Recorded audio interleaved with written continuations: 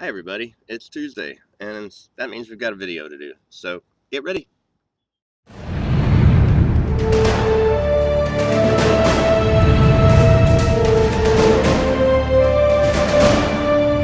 everybody, this is kind of a little bit of a follow-up from last week's video. It's also a comment, because coincidentally we got an email about this subject also last night.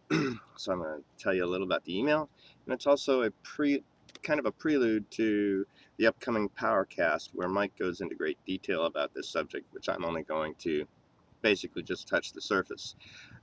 It's a in one of the people's responses on the domino thing and what makes somebody's dominoes tips, they felt it was grasping the use of the words redemption versus the words salvation and things like that.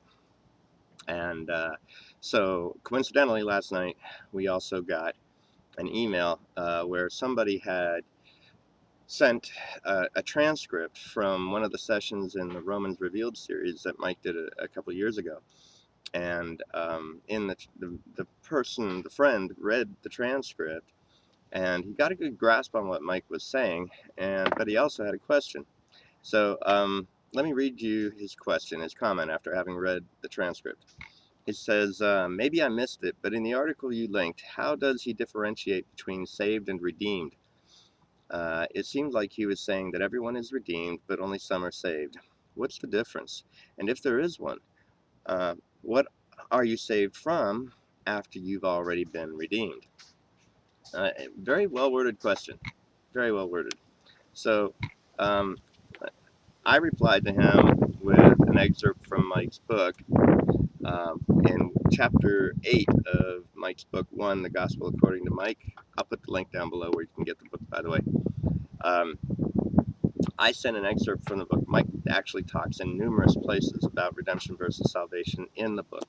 But he really has a very simple explanation of it in chapter 8, where he talks about redemption is when the entire world was redeemed, where the last Adam, uh, through the work of the cross, redeemed everyone who was condemned or cursed in the first Adam. He redeemed them from that condemnation. So, and Mike says redemption is a salvation. And then he talks further about there's also where Paul spoke of the saving of the soul. Now, the saving of the soul comes from hearing the good news.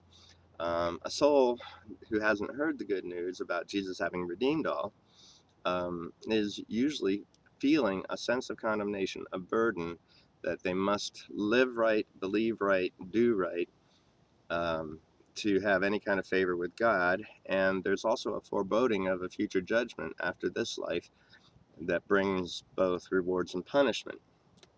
That is condemnation, and a soul truly is saved from that condemnation, that feeling of condemnation that comes from not knowing the good news. So that's a real brief way to do it. Now, Mike goes into great detail on this in the Powercast coming up in 2 days on Thursday. So stay tuned. You'll want to listen. And other than that, everybody, have a revolutionary week.